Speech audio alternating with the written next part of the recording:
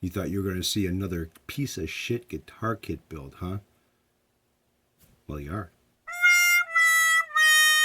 Hello, friends. What's going on? Hope everyone is doing well. I'm here with my next build, and I'm still waiting on a few parts for it, but everything should be here within a few days. Now, this is the body. Telecaster, back to that again. Bolt-on neck. There is a black pickguard that goes on here, and it does have what I think is called a lipstick or whatever pickup in it, but I'm not going to use that. This was already routed out this way when I got it. The only problem is there's a bunch of holes on here as far as mounting for the pickguard, which I need to fill those. Now, you see, the wood grain on this is unreal. All right, and this is, I guess they call it the spalted maple. I don't think I would ever find anything that has this much detail in it again with the black, the light browns and colors. They did a beautiful job in matching this. And it's a shame that they had to cut out certain areas. They couldn't just drill holes and put a cover on the back of this thing for the control. But it is what it is. I am not going to put the pick guard back on here. I'm going to fill up all these holes. I got to figure out a way to match this top because it's different colors in different places. Shouldn't be too hard. I have some dyes that I can use to mix with the filler, but hopefully when I fill it, that you don't see it. If you do, I'm sorry. But anyways, we had a long discussion about this kit in a hangout one night, and it was trying to figure out, okay, because of the way this body, this veneer looks, it would be a shame. It would be a really fucking shame to cut this whole area out over here, especially with all this designed in the wood, and put, you know, the deck of cards inside of there. Basically, what I wanted to do was the what the hell was it called? Dead Man's Hand. So we came across some other ideas of trying to keep the theme in it, but in a different way. So I went online and we were discussing this. I went online and it's like, okay, well, I can get a hold of my my wife's father, and he's a hunter. He's got, like, you name whatever type of shell or bullet or whatever.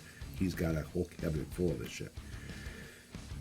So I got a hold of the mother-in-law and asked her, you know, does her husband have any 45s, any Colt 45s? Because I know he does have a couple of Colts. Spent shells. And she says no. She's got basically a whole box of, you know, shells that are ready to go. So I was like, okay, that's not going to work. I don't want a whole bullet. I just want the shells, the casings. So I went online and I found a company in Texas that actually will sell recycled old shells. They're supposed to be in perfect shape. Some of them have been polished. Some of them are just in raw form. You can get them in silver or you can get them in brass. So I ended up ordering some brass ones. And they are stamped on the back, you know, 45 Colt. And that's going to go perfect with this. I figured, well, damn, okay.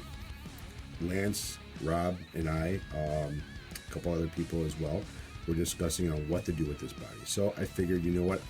I have been going with what everybody thinks and what everybody's thoughts are as far as the design in my kits. Why not stick with it? So the plan from those people is basically what's going to go into this one. Just like it went into the first one, just like it went into the sideboard kit guitar. Carrying why break tradition, right? So what I ended up doing is I just received my package today, and inside that package was a Wilkinson's P90 pickup. Now I figured the way they have this cut out, it would be perfect for a P90, which it kind of is because it does kind of fit in there. I can get it in there, but it won't. That's it. I have to open it up just a little bit more for the pickup to fit in there. Plus, I have to see if this has to go to the left or to the right when I put the neck on and when I put the bridge on, run a couple of strings across it to make sure everything lines up perfect. So I can make a little bit of adjustment to fit it. But that'll work perfect with this, no pick guard, and I don't have to lose the way this looks up here, besides filling in those holes. Now, where do the bullets come in? Well, what I'm going to do is use the butt end of the shell. These shells are already spent, so it's not like you know, I have anything to worry about pouring epoxy inside of the holes when it cures and hear a little pop or something happen because of the epoxy resin, glaze coating, whatever. It does heat up quite a bit when it's curing. So what I'm going to do is end up putting maybe some, like, make it look like studs going around the body in certain areas, and just take the ends of the butt end of the shell, cut off the rest of it, and then plant the caps inside there. See how that's going to be. We're going to play around with it a little bit so I don't make it look like there's too much, but I don't want to look like it's too little either. Now, I wanted to put the Dead Man's Hand in this as well, but there's not a lot of room right here. I mean, I could put my fingers over here, but still have that plate that comes down quite a bit as far as the bridge goes. So there's not a lot of room. I'm not going to lose this. I do not want to mess this up at all in any way. So I thought maybe I would come up with some type of a branding, something small, and just put it up right over here and still have the 4 cards in it with the Dead Man's Hand. Burn it into the wood, basically. I have seen brands on the internet, and I can order them. I just have to figure out the size and the design that I want. So I figured right here, I'll burn in, there'll be 4 playing cards or 5 playing cards with aces and 8s in it. And that'll still keep the theme. Now, the top of it over here, I'm also going to do the ends of the bullets on the neck. Depending on how thick the shell is, I can make a bullet to fit inside of, I can do it out of lead, basically solder. And I could probably fit a full bullet in the headstock over here. I'm thinking this now. I don't know yet for sure because of the thickness of the headstock. This is all done. This is finished. It's completed. You can see the shine on there. It's all put together. I really don't want to mess it up. But at the 12 fret markers, I'm going to pop these guys out or drill them out, and I'm going to put in the ends of the bullets at the 12th fret. So it'll be incorporated here one way or another, and I'll get that done. The neck fits on here perfect. I am going to glaze coat the top of this, but I'm going to glaze coat it with not so many coats. The Cyborg kick guitar has got 4 coats of glaze coating on it. I probably sanded off 1 coat, but I did use the medium teeth on the trowel when I put this on. This is the trowel that you use for glaze coating. You have a large, medium, and a small end of it, and then you have a scraping end of it. Now, I did use the medium side on it, so you can kind of see the teeth are about a little bit more than a 1/16 of an inch thick. I'm not going to do that again. I'll probably put 2 coats on here, 2 thin coats on here. Not like I did the Cyborg guitar. The Cyborg guitar, I didn't take into consideration of the neck when I ended up putting the coating on there. So there's about a 1/16 of an inch thick coating on the Cyborg guitar. What does that mean? Well, that means that your bridge, your tailpiece, your pickups, everything is going to be a little bit higher than what it should be. Well, I didn't take that consideration with the neck. I should have tilted the neck a little bit in order for me to still have the adjustments that I'm looking for or wanted with the Cyborg guitar.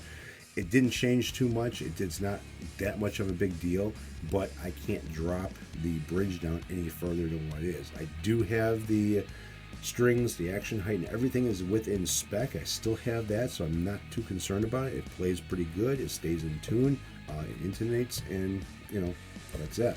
So I'm not going to put that bit much of a coating on this one. I'm just going to put maybe 2 very thin coats on there just to make it look nice. Same thing will be a wet sanding and a buffing after that. The back of this will get the same treatment that I've been doing with a lot of the other guitars. It'll be the wipe-on poly and a good sanding in between coats to make sure it's nice and smooth. Now, you guys give me a lot of shit about the wipe-on poly and how it looks and everything. Well, I got news for you. You can get that with wipe-on poly. That is not bad. Now, there is about 3 or 4 coats on the back of this and the headstock, and works out pretty good to me.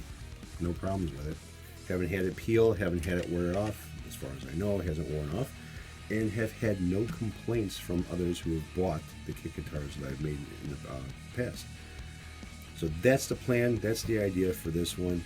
Like I said, I would never find anything that has got this type of a veneer on it as far as how it looks, and I don't want to lose it. It's got some real nice, just real nice character to it. Very nice. They matched it perfectly. I mean, right down the center. I can't ask for anything better. Besides, I wish they didn't cut this out. I wish they just drilled a couple of holes. But it is what it is. And if I ordered another one of these kits, I probably would not get the same effect that this one has. So, you guys take care. Have a good one. This is the next kit. And, I'll try not to make so many videos about it. I'll just do my work and maybe take pictures and then put the pictures and make a video of it. So that'll probably be a little bit better. So you guys take care, have a good one, and I will get back to all you later.